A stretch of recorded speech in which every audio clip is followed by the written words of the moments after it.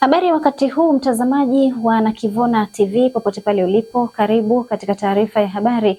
Jina langu ni Salma Shabani, karibu. Tunaanza na habari za kitaifa. Serikali imeelekeza wataalamu wa Wizara ya Mawasiliano na Teknolojia ya Habari kukamilisha uandaaji wa sera ya taifa ya TEHAMA na Posta katika mwaka wa fedha 2026/27, kuanza mchakato wa kutunga sera ya kampuni changa pamoja na kukamilisha mwongozo wa kitaifa wa matumizi bora, sahihi na salama ya TEHAMA. Mwanahabari wetu ana maelezo kamili. Maelekezo hayo yametolewa jijini Dodoma na Naibu Waziri wa Wizara hiyo, Dr. Switbert Mkama, wakati akifungua mkutano wa kwanza wa Baraza la Wafanyakazi wa Wizara hiyo, ambapo amesisitiza kuwa nyenzo hizo ni muhimu katika kuchochea ukuaji wa uchumi kupitia mageuzi ya kidijitali. Kwanza, kukamilisha uandaaji wa sera ya taifa ya TEHAMA na Posta. Pili, kuanza mchakato wa kutunga sera mpya ya kampuni changa pamoja na sera ya anga za juu. Tatu, kuendelea na maandalizi ya kutunga sheria ya TEHAMA. Hii ni sheria muhimu sana kwa sekta yetu. Nne, kukamilisha uandaaji wa miongozo ya kitaifa ya usimamizi wa TEHAMA ambayo ni Tanzania Interoperability na Standardization Framework, Tanzania Technology Stack, Tanzania Enterprise Architecture na mwongozo wa matumizi bora, sahihi na salama ya TEHAMA. Kwa upande wake, Katibu Mkuu wa Wizara hiyo Mohamed Hamis Abdullah ametoa taarifa ya hatua za utekelezaji wa agizo la ujenzi wa satellite ya taifa. Tulipewa maelekezo ya kama nchi kurusha satellite hiyo, na nitoe taarifa kwamba tumeanza na taratibu ya kufanya ujenzi wa satellite ndogo, ambayo lengo ya kuanza satellite hiyo ndogo ni kutujengea kwanza uwezo wa sisi wenyewe kama nchi. Mimi ni Salome Lubigisa wa Nakivona Media. Mbunge wa jimbo la Kigamboni Haran Sanga amewataka makandarasi waliopewa tenda ya kujenga miradi mbalimbali katika jimbo hilo kutoa ajira kwa wazawa kwa usawa, huku akiwataka wananchi kuilinda miradi hiyo ili iweze kutumika kwa muda mrefu. Mbunge Sanga ameyasema hayo wakati wa ukaguzi wa miradi inayoendelea kujengwa, ikiwa ni pamoja na daraja la Nguva na vipande vyake lenye urefu wa mita 60 ambalo ujenzi wake umegharimu bilioni 9.2, pamoja na mradi wa ujenzi wa daraja la Kisarawe 2 lenye urefu wa mita 15 lenye thamani ya shilingi bilioni 9.4, ambapo ujenzi wake umefikia 82%. Kwa upande wa barabara, amekagua barabara ya Kibada, Mwasonga, Tundwa Songani na Kimbiji, ambapo madaraja hayo yote yakiwa ndani ya barabara hiyo yenye urefu wa kilomita 41 ikiwa na thamani ya shilingi bilioni 83 bila vati. Bado unatazama taarifa ya habari kutoka hapa Nakivona TV.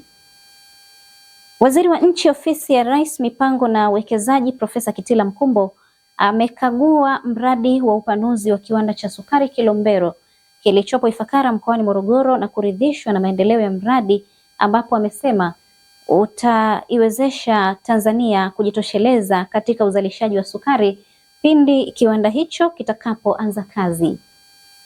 Profesa Kitila amesema mradi huo wenye thamani ya shilingi bilioni 700 uliowekwa jiwe la msingi miaka miwili iliyopita na Rais Daktari Samia Suluhu Hassan, na kwa sasa umekamilika na unatarajia kuanza kazi hivi karibuni, huku akieleza ukubwa wa mradi huo kuwa una uwezo wa kuzalisha tani 260 kutoka 130, ikiwa ni mara 2 zaidi ya uzalishaji wa awali. Amesema ziara yake inalenga kuangalia kwa vitendo yale ambayo yametakiwa kutekelezwa na wawekezaji kwa manufaa ya taifa, ikiwemo mtaji, ajira na teknolojia. Tunataka uwekezaji utuzalishie ajira kwa vijana wetu, na kote nilikopita unaona vijana wetu wanaofanya kazi katika sekta mbalimbali, na hapa ni sekta mbili tu, kwa maana ya kiwanda lakini pia ya kilimo. Wanaajiri zaidi ya watu 900,000, na wote vijana ambao nimewakuta hapa ni vijana wametoka katika vyuo vyetu mbalimbali. Na vivutio ambavyo vinatolewa kwa ajili ya kuwezesha uwekezaji, na vivutio vile vinarahisisha kulinda mtaji wa mwekezaji Mtanzania au mgeni. Kwa tuwaombe na kutoa rai kwa Watanzania wote wanaotaka kufanya uwekezaji hasa wa viwanda wafahamu kwamba upo usaidizi ambao unatolewa chini ya mamlaka ya uwekezaji. Sasa ni habari za kimataifa, tunaanzia huko nchini Marekani. Rais wa Marekani Donald Trump ametoa hotuba yake ya hali ya taifa lake akijivunia kile alichokiita mabadiliko makubwa katika kuboresha hali ya maisha, ikiwa ni mwaka mmoja tu serikali yake imefikia mabadiliko ambayo hayajawahi kuonekana. Hotuba yake inajiri wakati manuari 2 za Marekani za kubeba ndege za kivita zikipelekwa Mashariki ya Kati, kukiwa na mvutano na Iran kuhusu mpango wa nyuklia, na akiapa kukabiliana na vitisho dhidi ya Marekani.